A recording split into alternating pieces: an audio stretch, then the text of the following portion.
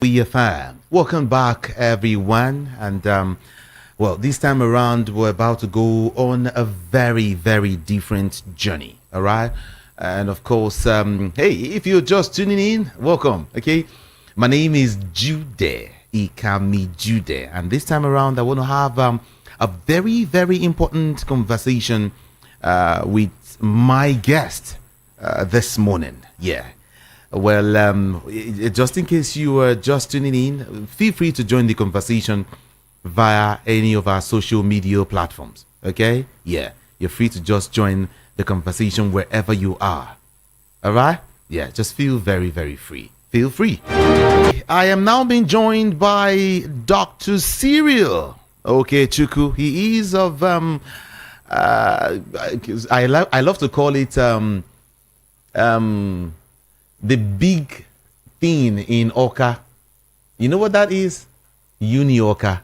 Yeah, he is a lecturer in Oka. I mean, Anambra State University, Oka. And I told you he is Dr. Cyril Okechukwu Ferdinand. Let me add that name. A very beautiful morning to you. Can you hear my voice? Hello? Oh, we can hardly hear you. Are you there? Yes, I am here. Oh, beautiful, beautiful. We can hear you now. We can hear you now. Good to have you join us. Yeah. Okay. This morning. Hello? Uh-oh. No. We can't hear you.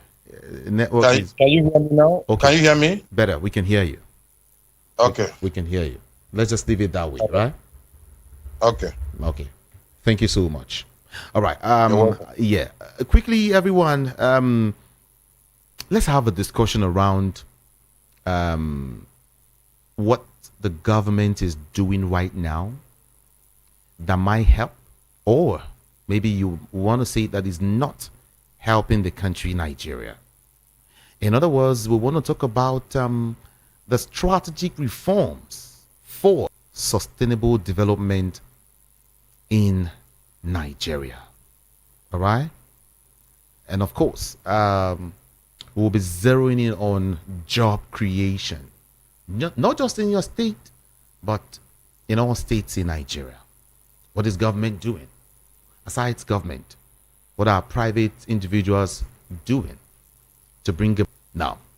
Aside that, as Nigeria embarks on a pivotal journey towards sustainable economic growth and, of course, development, there have been several challenges faced by the government of the day.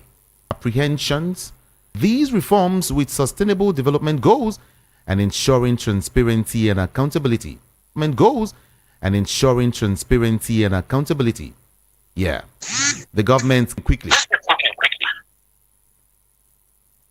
Can you hear me? There's a hole I can Yes, hear from your end. I can hear you. Can you hear me? There's a noise from your end. Really? Oh yeah. Wait, let me see. You there? Can you hear me now? Yes, I'm here. Is it better now? All right. I think it's I can hear you clearly. somewhat I can better hear now. you. Mm. Okay. Okay. you- Okay. hmm. Hello? I think it has to do with the network. Are you there? Can you hear me now? Yes, I can hear you. I can hear you. Hmm. All right. Okay. The current stage we are in Nigeria. All right. Voice of the People 90.3 FM. Can you hear me? We're really trying to control the noise here. Hmm. I can hear you. Are you hearing noise from your end? Yeah. Okay. I think it's okay now. Hello? All right. Okay. Yes, I'm here with you. I'm okay. here with Okay. Like I said, let's just find a way to manage the situation here. Let's just get talking, okay? And of course, our engineers will try and put things in order. Activities, all right, as regards nation building in terms of job creation? Let's talk. Let's start with that. I mean, you are. The government. I keep The hearing government this. Oh my God! Okay, just hold on, please. Let's just can you hold on? Hold on for me. Hold on for me. Can you hear me? Are you listening via any other maybe radio or something? What did you say? Hello. Hello? Hello. What did you say? Are you Are you listening via any other means? Did you Did you put on any device around you? No. Maybe. Probably. There is a hotel around where I am staying. Maybe a music is coming from there. No. It's okay. It's okay. It's okay. Can we go without them? It's okay. Okay. It's okay. It's fine. All right. It's fine. It's fine. So sorry. So sorry about that. We just have to correct it. It's okay. It's okay. Now, finally, let's get to meet you. Let's get to meet you. Let's begin with Oh, that. thank you very much. My name is Dr. Ferdinand Okechukwu Cyril Muche. I'm a lecturer, Department of Entrepreneurship Studies, Nnamdi Azikiwe University, Awka, in Anambra State, Nigeria. Okay. I'm the founder of Center for Innovation and Creativity, African Entrepreneurship Foundation. It's an enterprise development body registered with CSC, committed to helping Nigerian youths that are unskilled and unemployed to be able to learn skills and develop themselves and create jobs. Also, apart from that, I am one of the 20 Elumelu entrepreneurs in the year 2017. So I am an ambassador of Tony Elumelu, commissioned by Tony Elumelu Foundation to spread the message of entrepreneurship and empowerment of the youth and women across the globe. And apart from that also, in 2013, I won the award of UWIN and World Bank as a UWIN certified entrepreneur with a grant of 10 million under President Goodluck Jonathan. So there is also another award from Diamond Bank and Enterprise Development Center of Pan Atlantic University. Okay. So all of this have been encouraging me to get deeply involved Beautiful.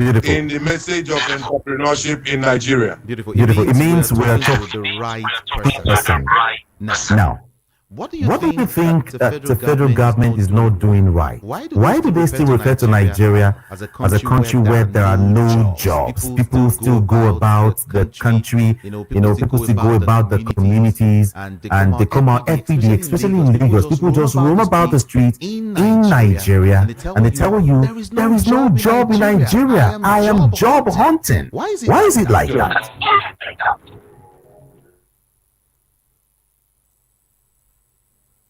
If you look at the entire ecosystem in Nigeria about youth unemployment, you will discover that there are a lot of factors that are responsible why we are not making a lot of headway and success in that journey. One of the factors that kill all the efforts to create jobs in Nigeria is corruption in governance. Corruption in government.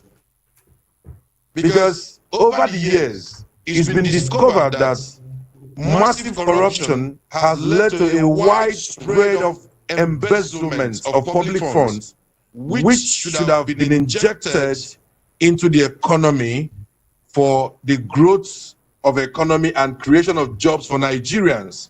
So we wouldn't have gotten to this level where we are if the country had fought diligently to eradicate corruption and embezzlement from fund. And I believe that if the current administration will be sincere enough to fight corruption, this country, Nigeria, will definitely experience a monumental level of job creation in just a few time to come, because Nigeria is blessed with a lot of opportunities. We have wonderful opportunities in this country. Human resources are in abundance, natural resources are in abundance, but the only inimical factor, the only risk factor that is destroying all these majorly is corruption in governance. And again, apart from that, the other key factor that has been responsible to destroying all the efforts to create jobs in this country is the issue of availability of steady power. I'm going to tell you this from an experience point of view. When I got the award from UWIN program, Naira Award from World Ministry of Finance in Abuja, I got it under digital photography, and I set up a company called Open Doors Lab. You know, we are printing photographs and all of that in digital forms and all of that. Within 6 months of investing that 10 million naira, within 6 months of investing that 10 million naira, because of constant power failure, epileptic and kwashiorkor power failure, that company came to its knees. That company was shut down within 7 months. And mind you, these grants were given for the purpose of job creation and creation of employment. So as at the time this award was won, I had employed over 26 Nigerian youths, over 26 of Nigerian youths working in this photo lab. So at the moment this photo lab closed down after 7 months because of epileptic power, these 26 youths were pushed back to the labor market again. So you can imagine the cumulative effect this will have in thousands of SMEs in Nigeria that are adversely affected by power failure in Nigeria. So power failure is the second most critical and dangerous factor and risk that is destroying the efforts of job creation in Nigeria. Another one key important factor again is that the financial institution in Nigeria appears to be the worst in the world. I am telling you this with every sense of honesty. I have personally, when you approach Nigerian banks to give you loan to expand your business, they are not interested. All they are interested is to see deposits coming in, to see deposits coming in. But they are not interested to help SMEs grow. They do not have programs that will give SMEs soft loans that will help them to expand. When you try to go and borrow money, the conditions precedent to draw down that they will give to you will be so difficult for you to meet, thereby militating against every effort to expand that business idea. So the financial institution or the financial structure or system being run in Nigeria is another dangerous trend. So it's an area that the government through the CBN to make the commercial banks to become SME friendly in terms of funding, in terms of giving them loans, giving them loans to expand their businesses. For example, we have this small scale business in hospitality industry that has about 20 rooms, and we invited one of the banks to come and see what we are doing. We needed about 10 million to expand, and during that time of inviting the bank, we had about 11 staff.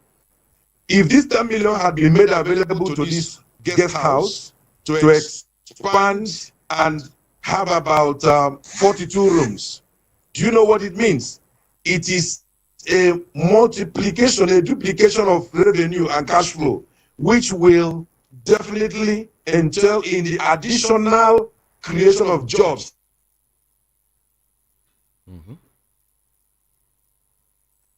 from 11 staff to about 35 staff.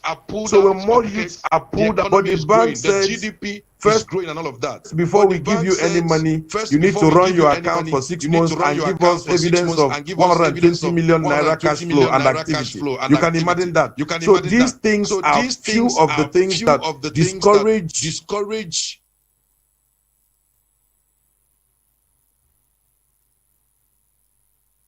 of jobs in Nigeria. Okay, now you've been able to, you've been able to state the challenges, or partly state the challenges that, we're facing in this country. But then the reason why we're having these robust conversation is for us to also find a way to provide, reasonable solution to this quagmire that we are facing as regards, reforms, sustainable development, reforms in Nigeria. In your own opinion, what do you think are these strategic, things, reforms, so to speak, that the government should put in place? Maybe the federal government, or state government, or local government put in place to make sure. I can't hear you. I can't hear you. You can't hear me. Hello? Hello?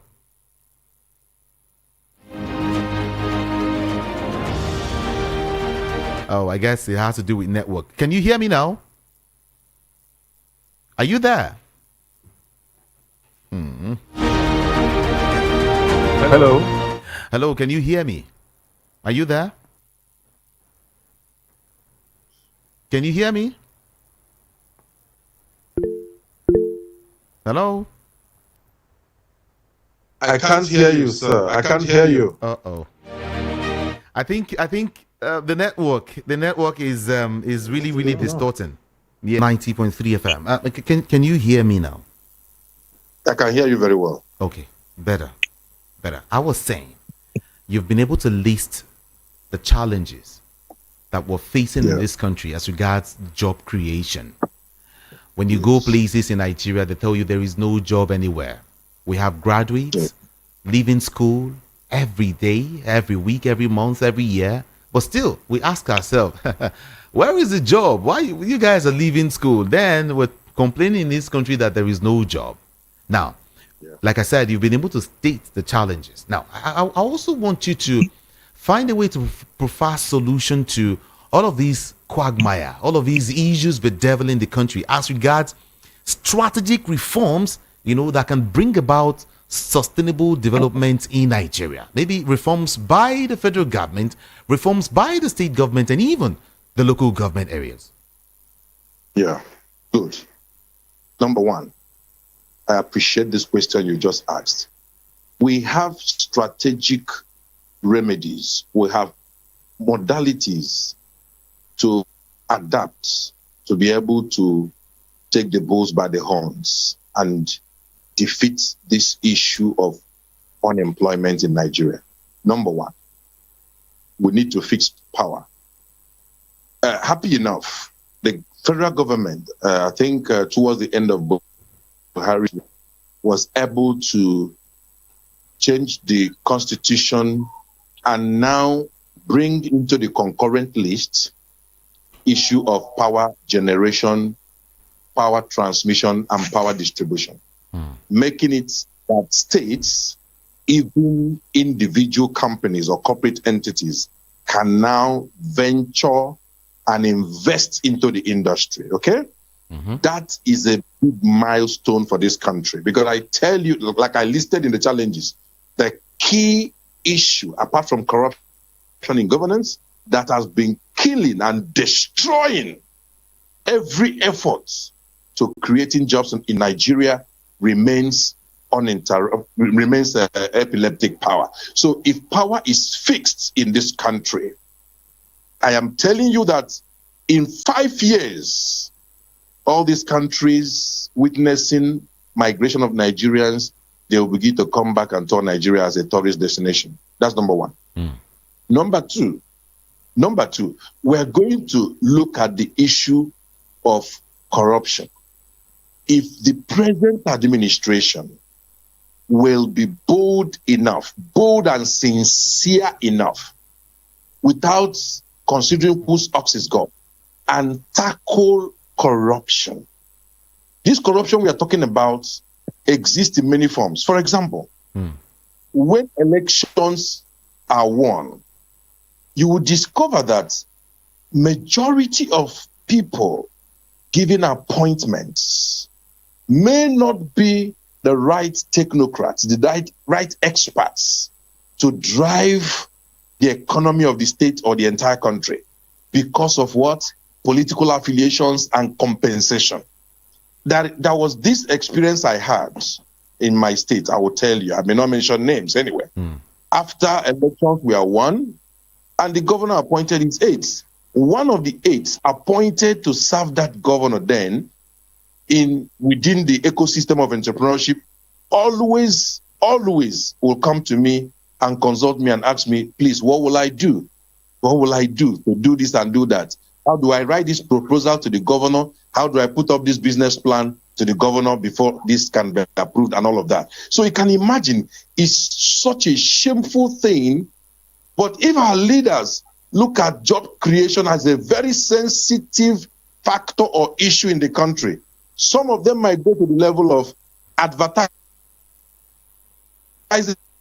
to the governor on job creation or special advisor on youth empowerment and all of that. And I tell you, you will see the real experts applying to His Excellency or the governor or president to become. And in that case, experts will help him to select the best person that will be able to drive the economy of that state or the country. But they won't do that. Rather, they give their kings and queens appointment and all of that. So we need to tackle that corruption too. Number 3, another strategic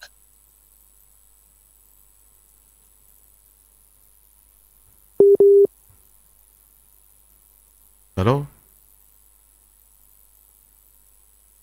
very serious concern. It is different from unemployment.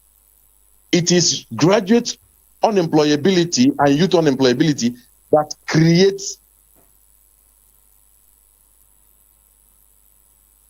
this unemployability. When someone who has attained formal education lacks the mental, creative, innovative, and psychological ability to handle a routine work, that's unemployability. Meaning that there are,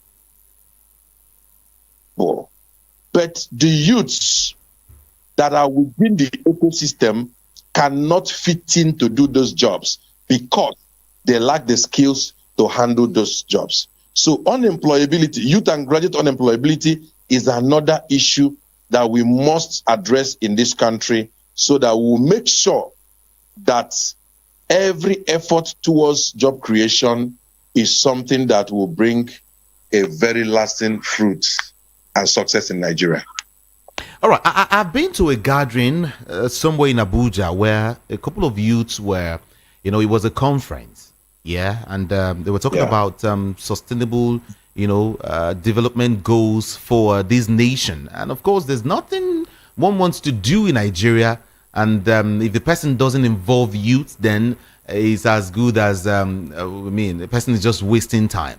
And then we were talking about some persons opined that one of the ways whereby these can be achieved is by voluntary national review. We should always have these national reviews from year to year. I mean, do you think that is another viable option, or maybe it's just a waste of time? Government should just go ahead and do the needful instead of maybe putting some persons together to look at the issues that they know that they are supposed to at least be able to touch on to bring about positive change in terms of sustainable development goals in Nigeria, or job creation, so to speak.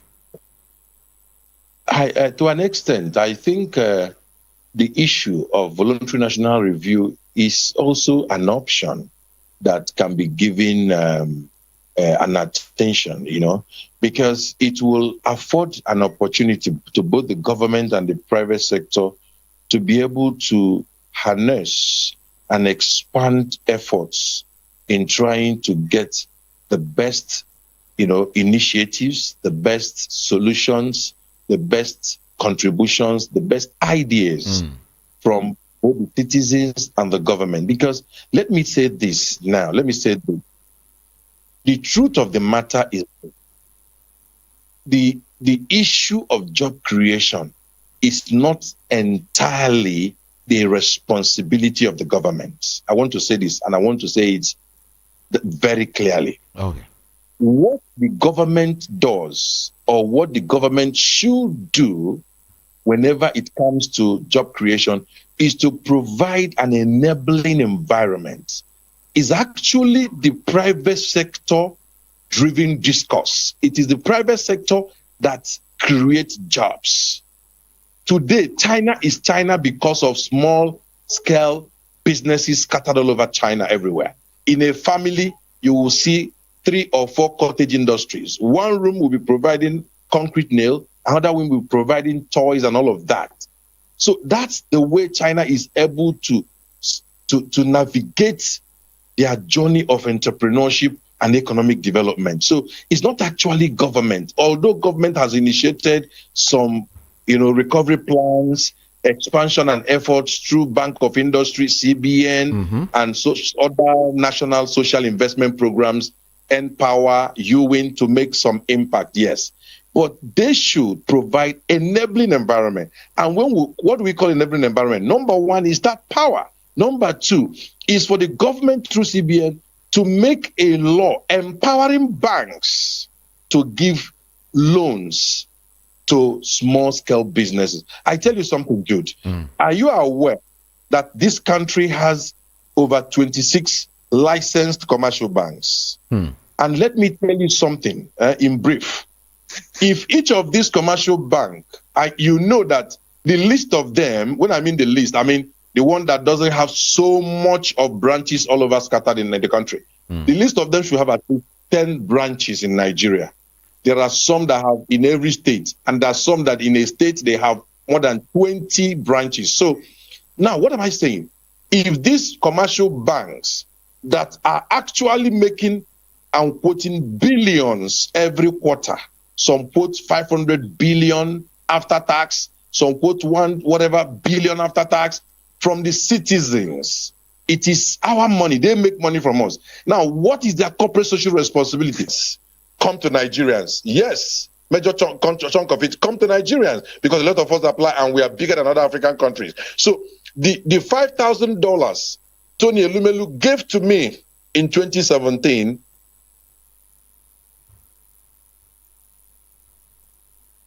business right now with about 15 people working in that small scale business. You can imagine $5,000 in 2017.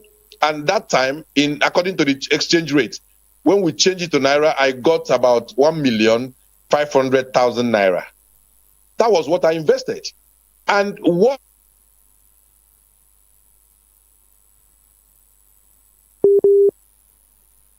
any money given to you and you subject it into conversion, it turns to wealth. And when it turns to wealth, why? Those are the things killing our economy. So I think that option is also good if we can do that voluntary review. Thank you. Someone was talking about poverty as a viable tool, that is limiting, the youths in Nigeria. Poverty. What do you think? Sure. And I want you to also know that it is unemployment that is responsible for poverty.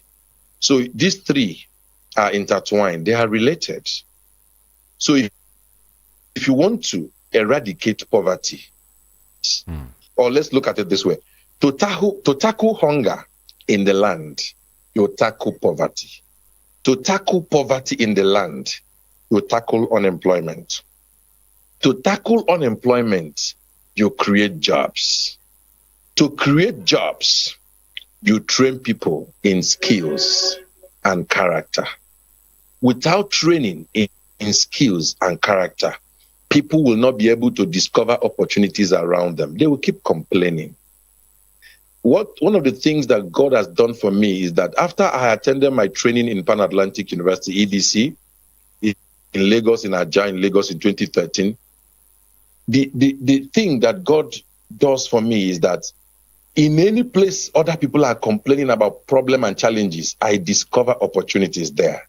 And that has been the bedrock of my entrepreneurial rise and my enterprise development agenda.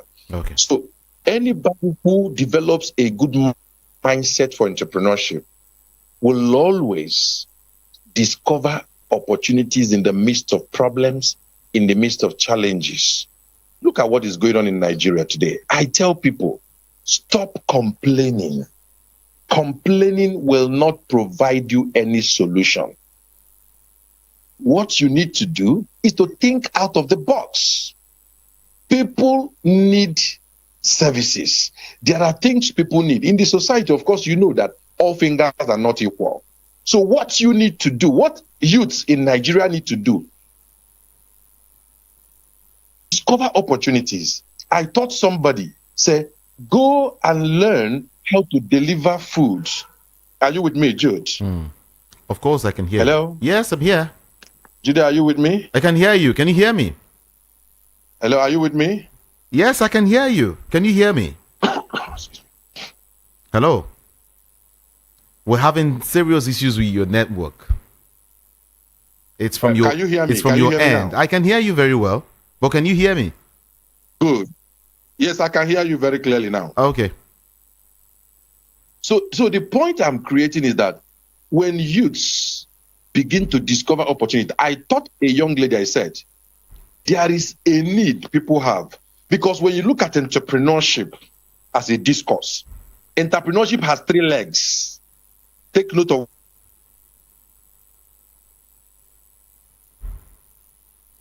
number 1, to provide solution to existing problems. Number 2, to meet the need of people within the society. And number 3 is to add value to the lives of the people. Beyond these 3 legs or components, that's why each time I go to training, I will tell people, entrepreneurship is not skill acquisition. Somebody thinks that once you learn how to fry akara, you are an entrepreneur. No, it's not true. A social entrepreneur is beyond somebody who has learned a skill. Please, our people need to understand this very clearly.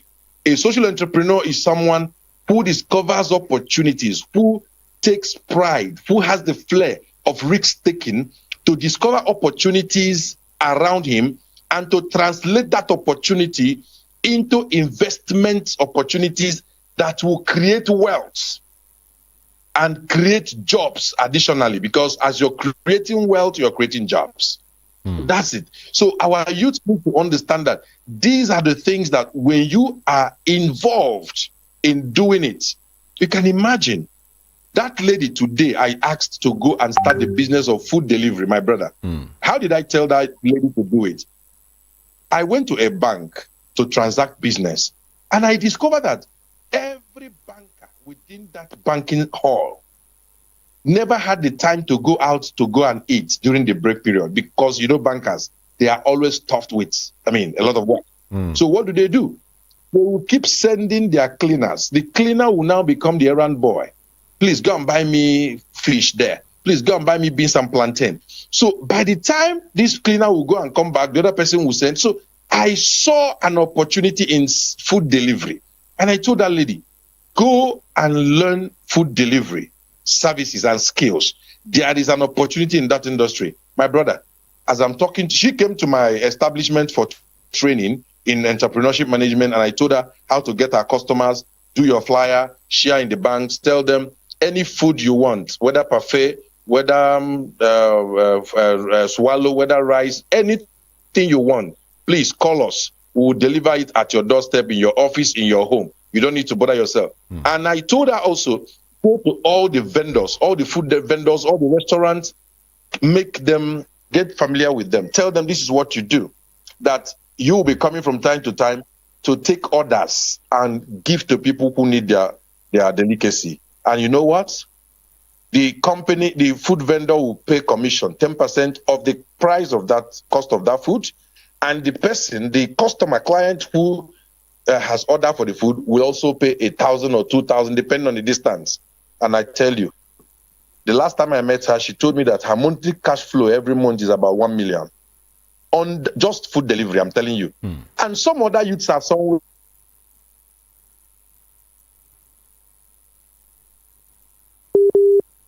Nigeria has numerous potentials. Our youths have numerous potentials, but some of them have refused to make themselves available or to go through the normal route that will help them to discover this hidden potential and explore Okay. them. Dr. Okechukwu, let me ask you. Can you hear me? Yeah. Yes. Okay, now, one of the reasons why the National Youth Service Corps was created was to create for job creation purpose. Am I right? Yeah. But with the way the scheme is right now, do you think it still meets its purpose currently? No. NYSC has fallen short of its original plan and intention. You know, when it was founded, of course, fundamentally for national unity in Nigeria, to foster national unity, that's why the man from Anambra will be posted to Sokoto. The Sokoto man will be posted that they'll just scatter it in terms of based on ethnicity, right? So that while the Igbos go over there in Yoruba and Hausa and try to, unite with them and all of that. Then secondly, to create this culture of giving the youth opportunity. But the issue is this. Our system is not actually helping at all. And that is why I mentioned the role of the federal government. Has the government sincerely provided the enabling environment? If the government provides the enabling environment for jobs or for the youths to be able to harness the opportunities that are around them, I tell you, this country will go far. The corruption we talked about has permeated into every system and structure in this country, including the National Youth Service itself. So, unfortunately, my own assessment and opinion as we speak, the NYSC program has fallen short and has failed. And I think the government should either restructure the NYSC program, maybe turn it into another paramilitary, train them to help fighting crime and insurgency in Nigeria, or close the program so that the money that is pumped every year for that program will be used to give grants to Nigerian youths to develop their businesses and ideations. In Nigeria, I believe, one of the ways whereby we can alleviate poverty is when we produce. I remember Peter Obi once said that he was talking about our economy, production. He's been clamoring that. And in Nigeria, we produce little, very, very little. And then one other area I also want to mention is the polytechnics in Nigeria. All right? Yes. Before the polytechnics, there's this name. What do they call them now? There's this name now I'm trying to remember. Theirs is to just create, to build, to form. But right now, there's nothing like that. So that's why I want to go back to the federal government, creating an enabling environment for the youths to thrive. Sorry. Yeah. Kindly grab a bottle of water. Sorry about that. Now, I'm still referring to the federal government, or don't you think we should also refer to the federal government to help create an enabling environment for all of these things to thrive?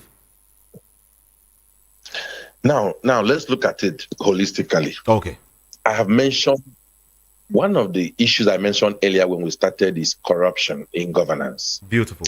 And that's why I will use this opportunity to speak directly to His Excellency Bola Ahmed Tinubu, the President and Commander-in-Chief of our great nation, to please, as a matter of sincerity, to please make sure that he fights corruption. a lot of government appointees are seeing the opportunities of the appointment to embezzle public fund meant for the development of this nation. Why Nigeria is still behind in the Committee of Nations today economically is because we are more of consumption than production. You remember I earlier made a statement and said converting money into wealth. Mm-hmm. If you refuse to convert money into wealth, my brother, hunger will visit you and eliminate you. Take, for example, now, I give you an example. Okay. If you are my friend now, and I gave you 200,000 naira, I said, Judith, take this for your New Year celebration. You said, wow, thank you very much. And you take this money. Instead of going to the market to buy a gin, buy that, buy one or two nonsense thing, what do? You call one small girl and said, you go to either Opay or Money Point and said, please give me one of these your POS whatever. You get a POS and ask the little girl, stay in front of this my house, get this umbrella, stay here, please do POS transactions for me. And you spend 20,000 to acquire the POS machine, and you give the girl 180,000 naira. And the next thing with the banner there, POS, convert my transfer money, withdraw money, and all of that. Before you know it, the first client will come. Please, I need cash, 50,000. Okay, your charge is this. She will give the person and collect 1,000. I need cash, this one, that one. Before you know it, before she finishes the 180, she has made for you 5,300, and she will call you that cash has finished. You say, okay, don't worry. On my way from the office, I'll branch. You branch and withdraw because the entire 180 has gone back to your account as she's doing this transaction. Mm-hmm. You withdraw again. You come and give to her. She'll sit down. Clients will be coming. Do you know that I visited one market in Anambra, one market in Obaru, and a POS agent told me, because that's part of the survey I do to help me in my training so that I will have enough facts to train people and tell them and inspire them.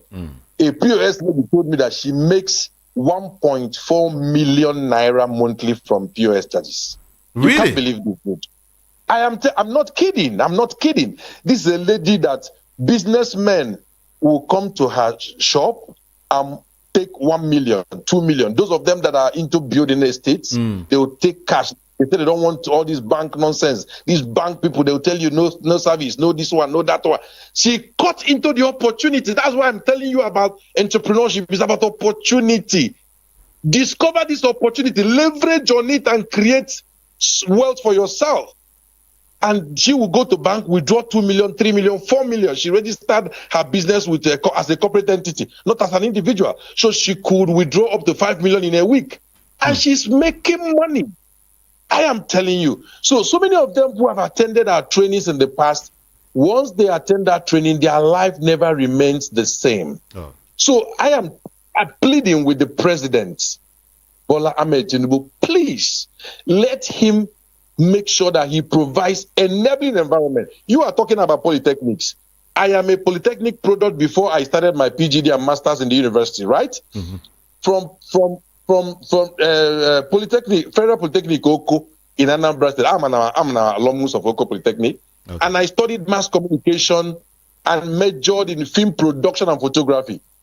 Do you know that during my 1 year IT, my classmates were busy looking for banks, looking for CBN to do IT. Do you know what I did? I did my IT in the radio and television station of the school because Oko had the best radio and television studio in the entire country, Oko Mass Communication Department. Okay. And they didn't pay me a dime. I wasn't paid a dime. Mr. Ebong Johnson from Akwa Ibom, who was the studio manager, said, my boy, relax. All you need is get this knowledge from me and you'll be a great man. Today, what's going on? That is the foundation of my greatness, So I learned everything. I learned photography. I learned video editing. I learned every knowledge of a technical director in a television studio. I can man the production console. I could do anything. And I learned it from him for that 12 months, no payment.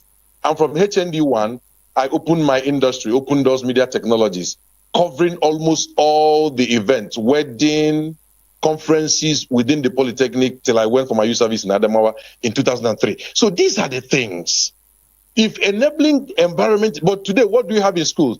Go to polytechnics today and see whether a department that should have a studio, whether they have a studio.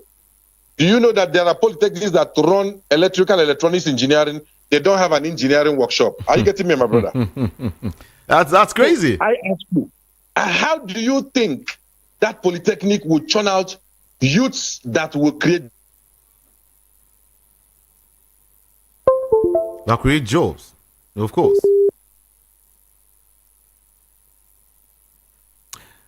Are you there? Hello?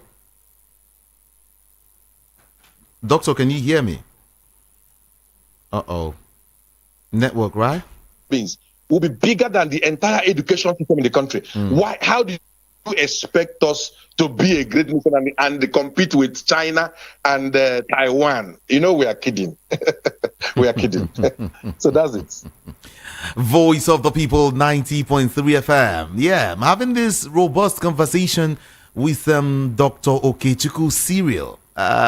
I didn't even know you also did a little bit of, mass communication and all of these things you mentioned. But then, yes, I was talking about the technical colleges. Yeah, I remember the name now.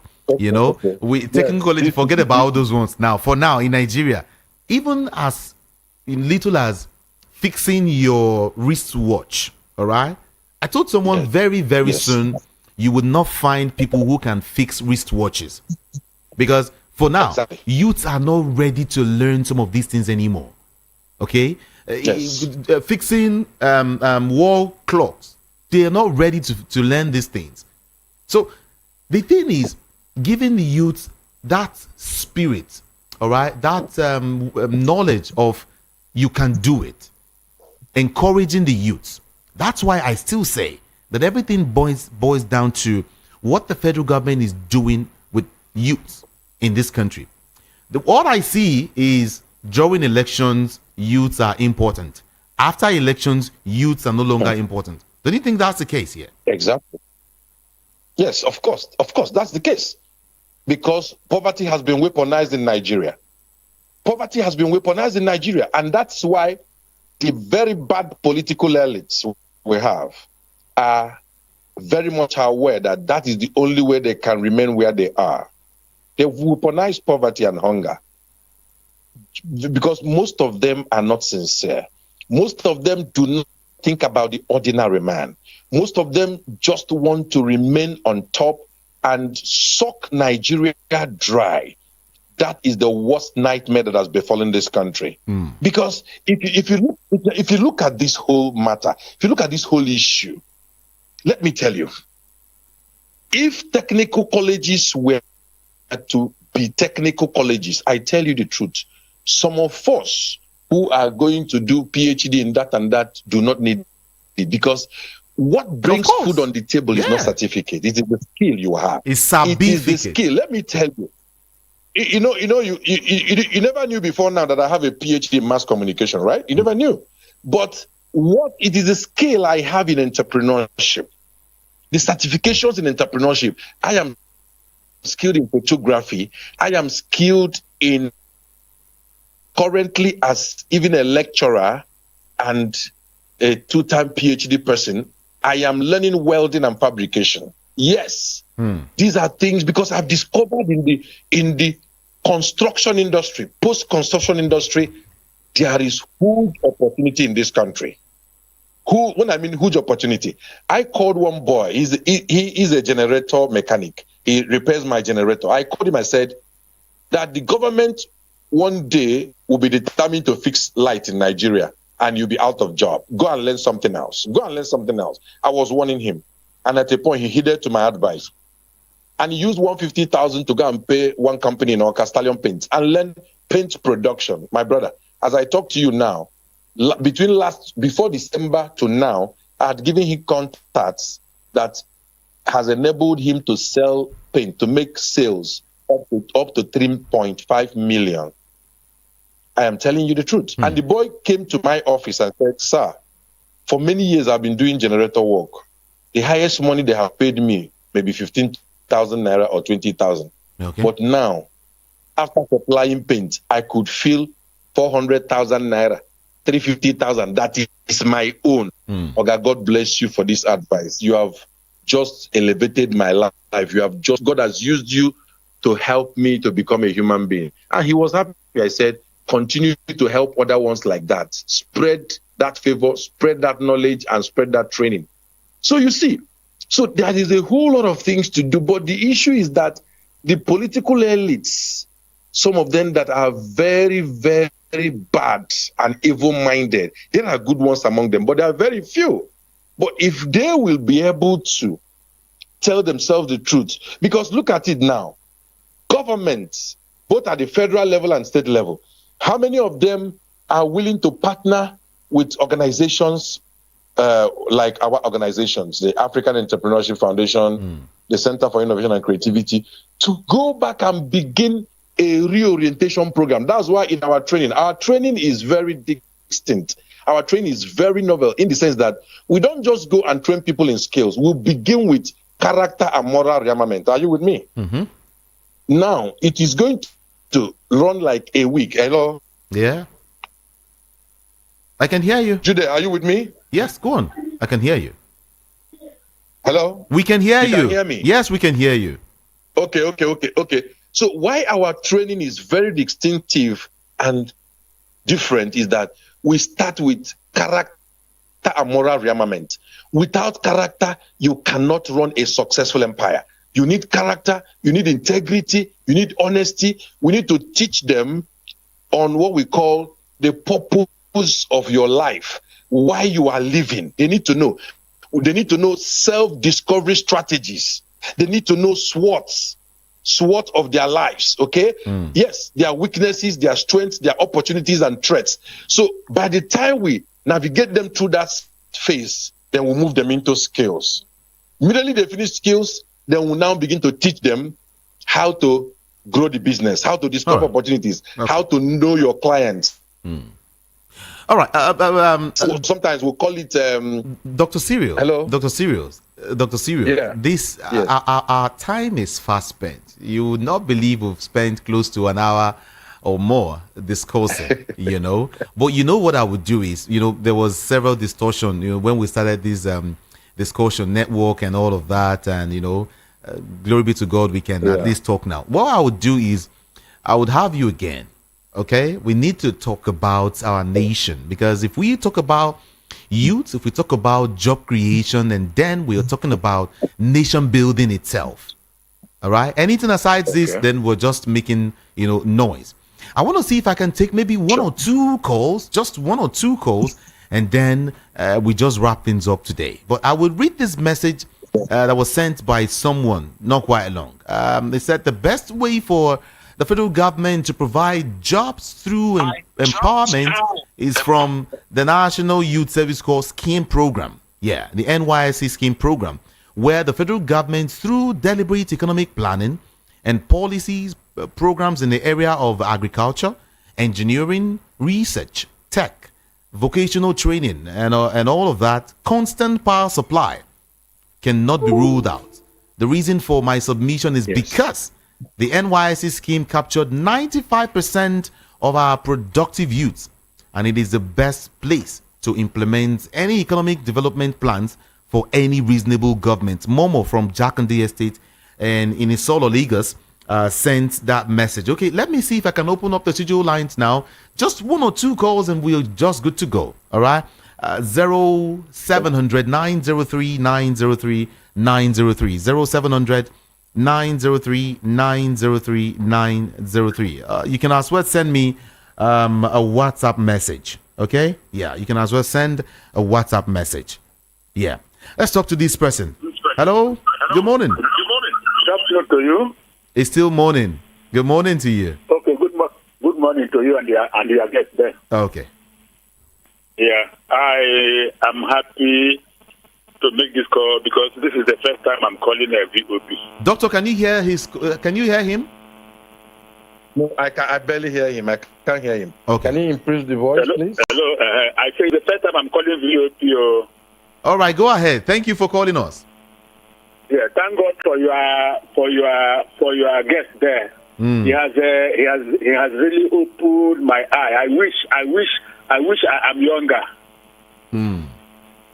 I wish I am younger. He has just opened my eyes very wide, and I appreciate all he has done, and we have learned a lot from him. Thank him so much, and thank you so much too. Thank you. Thank you so much. All right. Doctor, you heard what he said. He said he wish he was younger. Okay. Younger, because you've been able to open his eyes to a whole lot of things. But then I don't think age is by that man don't reach like 150. Okay, Voice of the People 90.3 FM. Let me see if I can take just one more. Can I take one more call? No, my time is up. Doctor, we have to go. But we will have this discussion again. And I do hope that day the network will be our friend. Thank you so much. Sure. I really do appreciate you. Thank you, Jude. I appreciate it too. God bless Voice of the People Television. Thank you so much. Do have a great day today. Thank you for the opportunity. Thank you. Yeah. Have a nice day. Enjoy the rest of your day. Thank you. He's Dr. Okechukwu Ferdinand Cyril Nwuche. Yeah. And he's of the department, he's a lecturer in the Department of Entrepreneurship Studies, Nnamdi Azikiwe University, Awka, Nigeria. My name is Jude Ikami Jude. It's been a very great one today. I will be here again tomorrow, 7 a.m. is the time, on Instagram, on Facebook. IKAMIJUDEH. Ikamijude. Thank you. I'm out of here.